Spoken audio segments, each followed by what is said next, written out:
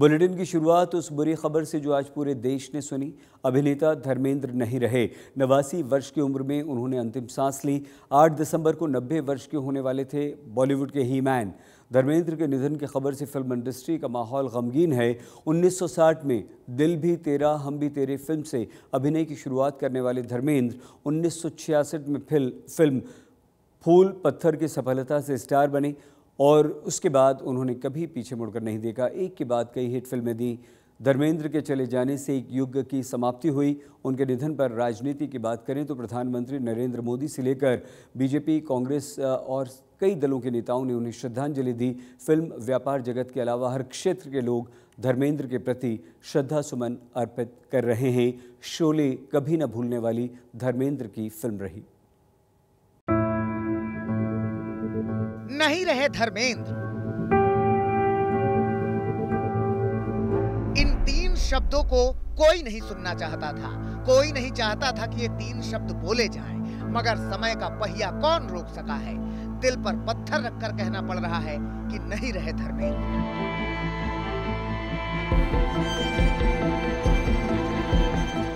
बीमार तो वो थे ही, पिछले काफी समय से वेंटिलेटर पर थे। सबको सुकून सिर्फ इस बात का था कि उनकी सांसें चल रही हैं और उम्मीद बनी हुई थी कि वो रिकवर कर जाएंगे, मगर ये हो न सका। 89 साल की उम्र में बॉलीवुड का ही मैन इस दुनिया को छोड़ गया। जिस बड़ी इंडस्ट्री में जहाँ बड़ी मुश्किल से पांव जमाने पड़ते हैं, वहाँ जाके फुटपाथ पर रह के मेरे साथ बहुत सी यादें उनकी जुड़ी हुई हैं। मेरे बड़े अच्छे, वैसे तो मेरे फादर फिगर में, लेकिन मेरे साथ दोस्तों के जैसे ही रहते थे। हमने एक दो पिक्चरों में इकट्ठे काम भी किया था और उन पे तो सारी दुनिया को ही दुख होगा, क्योंकि वो एक ऐसी पहचान थे पंजाब की। खबरें आ रही थी कि धर्मेंद्र रिकवर कर रहे हैं, लेकिन अब वो खबर आई है जिसने लाखों दिलों को तोड़ दिया है। एक आदमी नहीं गया है इस दुनिया से, दुनिया लुट गई है। सिनेमा का सबसे खूबसूरत सितारा छोड़ के चला गया है संसार को। अगर तय है सांसों की गिनती तो बदलना था इस दस्तूर को। अगर तय है प्रस्थान की घड़ियां तो ऐंठ देनी थी उसकी चाबी। अगर तय है रास्तों की मंजिल तो रख देना था उसे अनंत पर। हर आंख में मनुहार, जरा 2 घड़ी और रुकते आखिरी प्रस्थान से पहले। जो लोग बोलते देवदूत भगवान जैसा लगता था, because of his behaviour, smile, he was very nice person inside and intelligent also. He know किसको protect करना है, किसके बारे में क्या बोलना है. But he has a stamina to say sorry and I'm wrong and ये मेरे से गलती हो गया. धर्म जी एक ऐसे व्यक्ति रहे जिनके आर्थिक रूप से लोगों की उन्होंने मदद की है। आर्थिक रूप से लोगों की फिल्में की उन्होंने कि पैसे नहीं है, चल मैं तेरी पिक्चर नहीं है, पैसे नहीं मैं तेरी पिक्चर खत्म करता हूँ। उस तरह के व्यक्ति धर्म जी रहे वो। 65 बरस का सिनेमा विश्राम की ओर प्रस्थान कर चुका है। बॉलीवुड के असली हीमैन धर्मेंद्र का जीवन पंजाब की साधारण शुरुआत से लेकर एक महान सितारा बनने तक जुनून, परिवार और सिनेमा से भरपूर रहा। धर्मेंद्र अपने चार्म, शानदार लुक्स और ब्लॉकबस्टर फिल्मों के लिए हर हिंदुस्तानी के दिल में अपनी खास जगह रखते थे। धर्मेंद्र का जन्म लुधियाना जिले के सानेहवाल में हुआ था, वहीं उनका बचपन बीता। धर्मेंद्र के उसी घर से हमारी ये exclusive ground report. Dharmendra ji आज चाहे अलविदा कह गए, लेकिन जिन लोगों के साथ उनका राब्ता रहा, जो लोग उनको जानते थे, वो उनके स्वभाव से वाकिफ़ थे, उनको आज याद ज़रूर कर रहे हैं। सानेवाल इस समय हम मौजूद हैं। आप देखिए, ये वही स्कूल है जहाँ पर धर्मेंद्र ने पढ़ाई की, उनके पिता जहाँ पढ़ाते थे, और शुरू से लेकर यहाँ की हर याद को वो अब तक याद करते थे कि कैसे वो लंबरदार स्वीट शॉप जो है, वहाँ की गजरेला, वहाँ की मिठाई, सनी देओल के बेटे की शादी तक में अब रिसेंटली गई और हर दफ़ा हर साल वहाँ से मिठाई जाती है। इसी गली में जब वो 8वीं में थे तब उनका उस याद से भी वो वाकिफ़ हैं। यहाँ के ही लुधियाना के पास पड़ते दोराहा में उन्होंने लेटर से ऑडिशन के लिए अपनी डिटेल्स भेजी और वहीं से उनकी सिलेक्शन हुई और फिल्मी करियर शुरू हुआ। इस घर में कैसे उनकी तस्वीरें लगाई गई, आज भी इस घर पर वो पुरानी तस्वीर है जब यहाँ पर धर्मेंद्र रहा करते थे, उनका परिवार रहा करता था। हालांकि उनके माता पिता एक चीज़ का शिकवा ज़रूर रखते थे कि क्यों धर्मेंद्र फिल्मी दुनिया में इतने वो, क्योंकि बिज़ी रहते थे, शूटिंग्स होती थी, तो वो परिवार के साथ बैठकर सुकून का वो समय ज़रूर चाहते थे, जो धर्मेंद्र भी बाद में आकर मिस करते थे। लेकिन ये तमाम यादें अब सिर्फ यादें हैं लोगों के जहन में। आस पड़ोस के लोग धर्मेंद्र को याद ज़रूर करते हैं इन्हीं बातों के ज़रिए कि जब वो आए उन्होंने मुँह बोली बहन बनाया, किसी को भाई बनाया, किसी की मदद करी। कोई अहंकार ऐसा नहीं था, कोई ईगो, कोई एटीट्यूड नहीं था, कोई बड़े फिल्मी सितारे की तरह, एक किसान की तरह वो कभी बर्ताव करते थे। जब किसी किसान से मिलते थे, गांव के, पंजाब के, उनके स्वभाव से पंजाब की सुगंध आती थी, जो लोग याद करते हैं। कैमरा पर्सन गिरीश साथ अमन भारद्वाज, सानेवाल, आज तक। रुख अब दूसरी खबर का करते हैं। श्री गुरु तेग बहादुर जी के 350वें शहीदी दिवस के अवसर पर पंजाब के श्री आनंदपुर साहिब में पंजाब विधानसभा का विशेष सत्र आयोजित किया गया, जिसमें पंजाब की 3 प्रमुख तीर्थ शहरों वाले शहर को पवित्र शहर का दर्जा दिया गया। करीब 2 घंटे तक चले सत्र में किन किन मुद्दों पर चर्चा हुई, ये भी आप देखिए।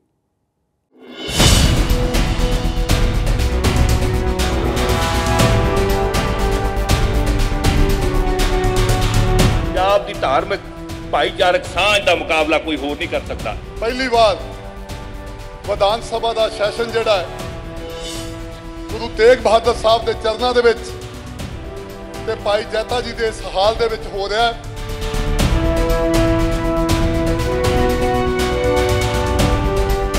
ना केवल वहाँ पे नशा बिकेगा, नशा भी नहीं बिकेगा, तंबाकू भी नहीं बिकेगा, मीट भी नहीं बिकेगा। ਗੁਰੂ ਤੇਗ ਬਹਾਦਰ ਸਾਹਿਬ ਜੀ ਤੋਂ ਵੱਡੀ ਕੋਈ ਸ਼ਹਾਦਤ ਨਹੀਂ ਤੇ ਇਹ ਪਰਬ ਹਰ ਸਾਲ ਮਨਾਉਣਾ ਚਾਹੀਦਾ ਹੈ। ਅੱਜ ਅਸੀਂ ਪਵਿੱਤਰ ਸ਼ਹਿਰ ਦਾ ਦਰਜਾ ਜਿਹੜਾ ਉਹਨੂੰ ਦੇਣ ਦਾ ਸੁਭਾਗ ਪ੍ਰਾਪਤ ਕਰ ਰਹੇ ਹਾਂ। ਜਿਹੜੀ ਲਾਸਾਨੀ ਕੁਰਬਾਨੀ ਉਹਨਾਂ ਦੀ ਅਨਪੈਰਲਡ ਦੁਨੀਆ ਦੇ ਇਤਿਹਾਸ ਦੇ ਵਿੱਚ ਸਪੀਕਰ ਸਾਹਿਬ ਐਡੀ ਵੱਡੀ ਕੁਰਬਾਨੀ ਕਿਸੇ ਦੀ ਹੈ।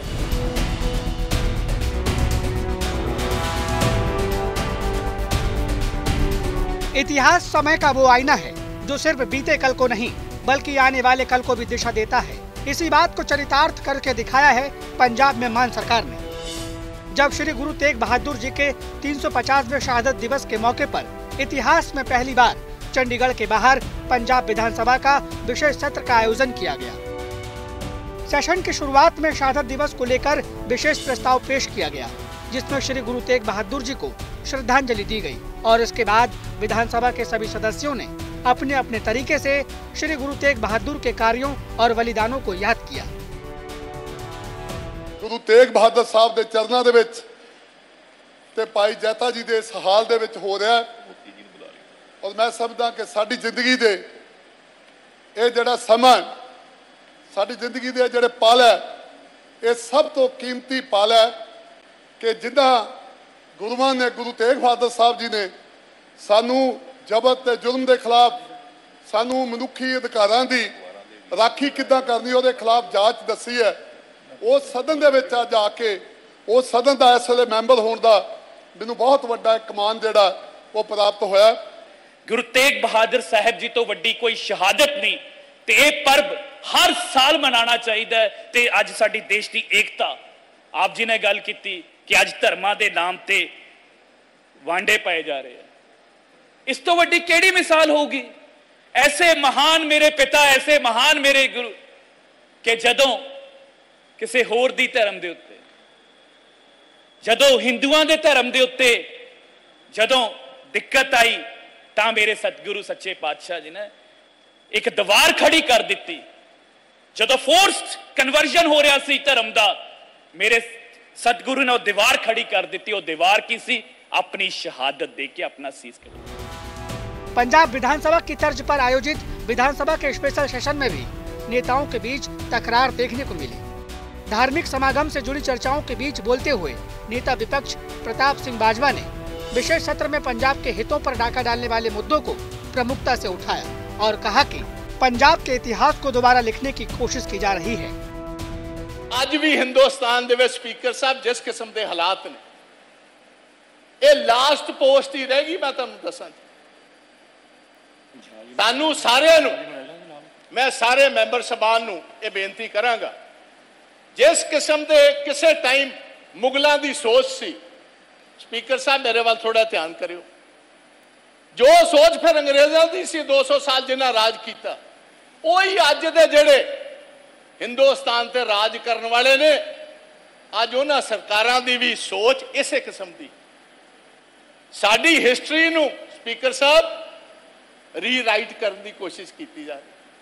साडे जेड़े कश्मीरी ब्राह्मण सन, उन्हां दा तिलक ते जनेऊ उतारदा सी, मना दे हिसाब नाल उतरदा सी। उन्होंने इकट्ठे होकर सारी बरादरी ने यह फैसला लिया कि असीं किहदे को जाइए, किहड़ा साडी वकालत औरंगजेब के सामने कर सकेगा। कश्मीरी ब्राह्मणों वास्ते उन्होंने जस्टिस दिवाने वास्ते उन्होंने अपनी महान स्पीकर साहब शहादत दी।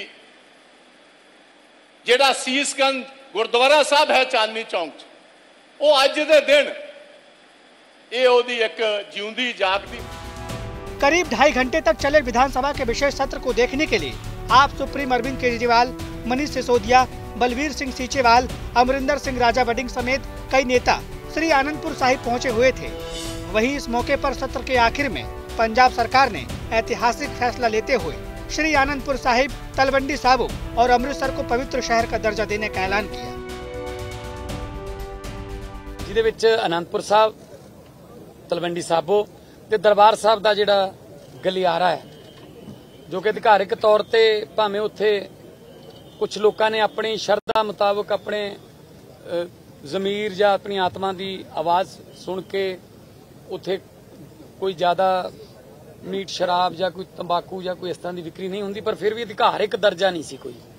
सो अधिकारिक तौर पे गलियारे का जिहड़ा एरिया, जिन्हों वाल सिटी भी कह दिंदे आ, ओह ते तलवंडी साबो ते आनंदपुर साहब, सो तीनों तख्तां दा जिहड़ा अज असीं पवित्र शहर का दर्जा जिहड़ा उन्होंने देण दा सुभाग प्राप्त कर रहे हैं।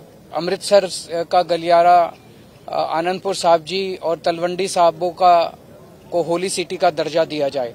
आज वो होली सिटी का दर्जा दिया गया है और लोगों की ये जो इतने दिनों से स्पिरिचुअल इमोशनल डिमांड थी, वो डिमांड पूरी हुई है। मैं सब लोगों को बधाई देता हूँ। सभी मेंबर्स जो हैं असेंबली के, उनको शुक्रिया अदा करता हूँ, उनको बहुत बहुत बधाई देता हूँ इस मौके के ऊपर।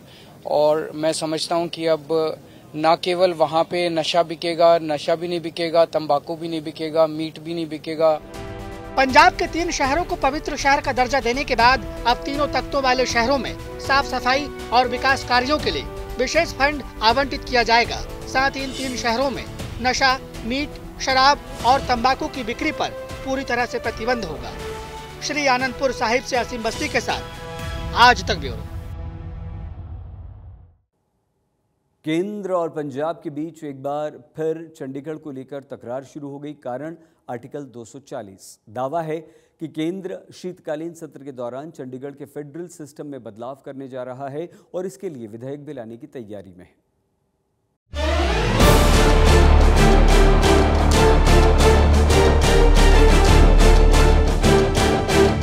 ऐसे फैसले लेने की क्या जरूरत है जो बाद में वापस लेने पड़े? तो पता नहीं कौन उनको सलाह देता है, लेकिन मैं तो यही अरदास कर सकता हूँ कि भगवान उनको समत बख्शे। चंडीगढ़ और पंजाब का क्या नाता है ये हम सब जानते हैं और बीजेपी और केंद्र सरकार भी अच्छी तरह से अवगत है इससे। एक बड़ी साजिश है चंडीगढ़ को पंजाब से छीनने के लिए। साडे कोई चंडीगढ़ खोण की कोशिश की जा रही है। कभी चंडीगढ़ जिहड़ा चंडीगढ़ की यूनिवर्सिटी खोण की कोशिश की जाती है, कभी जिहड़ी विधान सभा वाली बिल्डिंग है वो खोण की कोशिश की जाती है। जो हमारा कैपिटल है उसको छीनने की बैकडोर एंट्री कर रहे हैं। संसद का शीतकालीन सत्र 1 दिसंबर से शुरू होने जा रहा है, लेकिन उससे पहले ही चंडीगढ़ को लेकर एक बार फिर सियासत गर्मा गई है और इसकी वजह है 21 नवंबर 2025 को जारी संसदीय बुलेटिन, जिसमें बताया गया है कि 1 दिसंबर से शुरू होने वाले शीतकालीन सत्र में केंद्र सरकार चंडीगढ़ को आर्टिकल 240 के दायरे में लाने के लिए 131वां संशोधन बिल सदन में पेश करेगी। चंडीगढ़ के गवर्नेंस स्ट्रक्चर में बदलाव के लिए लाए जा रहे विधेयक की खबर लगते ही पंजाब में राजनीतिक तूफान खड़ा हो गया है। सभी पॉलिटिकल पार्टियां, आप, कांग्रेस और अकाली दल ने इस प्रपोजल की आलोचना करते हुए इसे पंजाब से चंडीगढ़ छीनने की कोशिश बताया है। बट स्टेक होल्डर कौन है इसमें? स्टेक होल्डर तो पंजाब है, और कौन स्टेक होल्डर है? क्योंकि पंजाब के अलावा किसी का, क्योंकि पंजाब को 5 साल में राजधानी ये मिलनी थी और पंजाब की ही है, इसमें किसी का और कोई स्टेक ही नहीं है। ये तो सुप्रीम कोर्ट में कह रही है कि आपने पंजाब को 5 साल कहा था कि पंजाब 5 साल में दे देंगे, लेकिन अभी आप लेह लद्दाख की बात भी करते हो। सो इसलिए सरकारें जो है वो अलग अलग समय पे पंजाब के साथ बिल्कुल जाती करती हैं। तो मैंने कल भी ये कहा था कि ये सतर्क रहने का समय है। भाजपा की जो नियत और नीति है पंजाब को लेकर बड़ी खोटी है, और उनका जो पूरा कंडक्ट रहा है पंजाब को लेकर वो डिस्क्रिमिनेशन वाला रहा है। तो हमको होशियार रहना पड़ेगा, और हम पार्लियामेंट के अंदर और बाहर भी इसकी लड़ाई लड़ेंगे। आज समय आ गया है कि चंडीगढ़ को पूरी तरीके से पंजाब के हवाले किया जाए। मौजूदा समय में पंजाब के राज्यपाल ही चंडीगढ़ के एडमिनिस्ट्रेटर होते हैं और राज्यपाल सरकार के मंत्रिमंडल की सलाह पर काम करते हैं। ऐसे में चंडीगढ़ से जुड़े मामलों पर पंजाब सरकार का परोक्ष दखल होता है। पर नए विधेयक के पास होने के बाद चंडीगढ़ में एडमिनिस्ट्रेटर के तौर पर एलजी की नियुक्ति का रास्ता साफ हो जाएगा, जिससे चंडीगढ़ से जुड़े मामलों में केंद्र सीधे तौर पर दखल दे सकता है। इसके अलावा ये आर्टिकल राष्ट्रपति को केंद्र शासित प्रदेश के लिए नियम बनाने और सीधे कानून बनाने का भी अधिकार देता है। देखो, ये तो हमेशा यही कहते हैं कि हमारी मंशा नहीं है। मंशा तो साफ नजर आ रही है। यूनिवर्सिटी में आपकी मंशा नहीं थी, आपने फिर घुमाया कि हम तो यूनिवर्सिटी का एजुकेशन सिस्टम को बेहतर बनाने के लिए काम करना चाहते हैं। तो ये तो आप कहते ही हो भैया। आप 131वीं अमेंडमेंट क्यों लाना चाहते हो? चंडीगढ़ के कौन से अधिकार हैं जो अभी तक चंडीगढ़ के पास नहीं है, जो आप देना चाहते हो?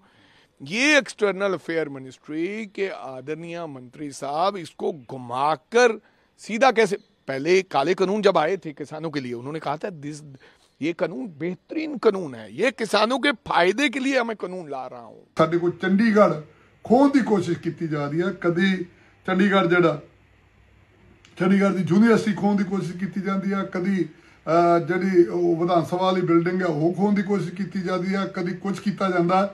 केंद्र सरकार समय दियां सरकारां ने पंजाब नाल पहलां ही बहुत धक्का किया। जो पंजाबी सूबा बनिया सीगा उदों ही ये तय होया सीगा कि ये राजधानी जिहड़ी चंडीगढ़ दी है, क्योंकि पंजाब दे किसानां दीयां जमीनां अजाड़ के साडे पिंड अजाड़ के ये राजधानी बनी ही साडी मलकीत ते बनी, साडी जमीन ते बनी है। इस बीच आर्टिकल 240 को लेकर बढ़ते विवाद को देखते हुए गृह मंत्रालय की तरफ से इस मामले में सफाई पेश की गई है और कहा है कि ऐसा कोई भी बिल स्टेक होल्डर की सलाह के बिना संसद में पेश नहीं किया जाएगा। गृह मंत्रालय के मुताबिक केंद्र शासित प्रदेश चंडीगढ़ के लिए सिर्फ केंद्र सरकार के कानून बनाने की प्रक्रिया को सरल करने का प्रस्ताव अभी विचाराधीन है। इस प्रस्ताव पर कोई अंतिम फैसला नहीं लिया गया है।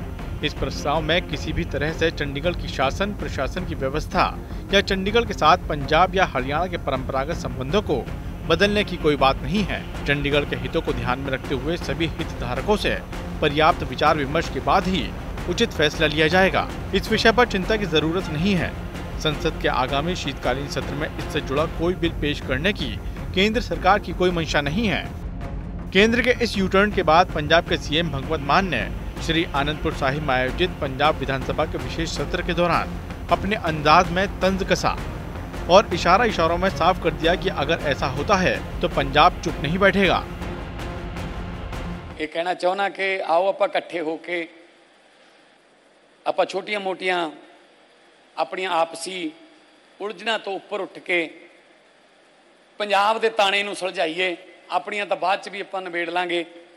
प्यार नाल जो मर्जी साडे नाल बिहार कर लो, प्यार नाल जान ले लो, पर जे कोई आकड़ करूगा, बांह मरोड़न की कोशिश करूगा, फिर पंजाब बाउंस बैक करना पंजाब दा फर्ज नहीं, पंजाब तो हो ही जाता बस बाउंस बैक। फिर बहरहाल इस पूरे विवाद में गृह मंत्रालय की तरफ से पेश की गई सफाई ने इस मामले को ठंडे बस्ते में डालने की कोशिश की है, पर पंजाब के सियासी दल इस मामले को लेकर अब भी आग बबूला हैं, जिससे ये लड़ाई अभी और लंबी खिंचती हुई दिख रही है। आज तक ब्यूरो। पंजाब की हर खबर के लिए आज तक पंजाब हमेशा देखिए। आज तक पंजाब में आज के लिए बस इतना ही। आप प्लीज़ अपना बहुत ख्याल रखिएगा। देखते रहिए आज तक।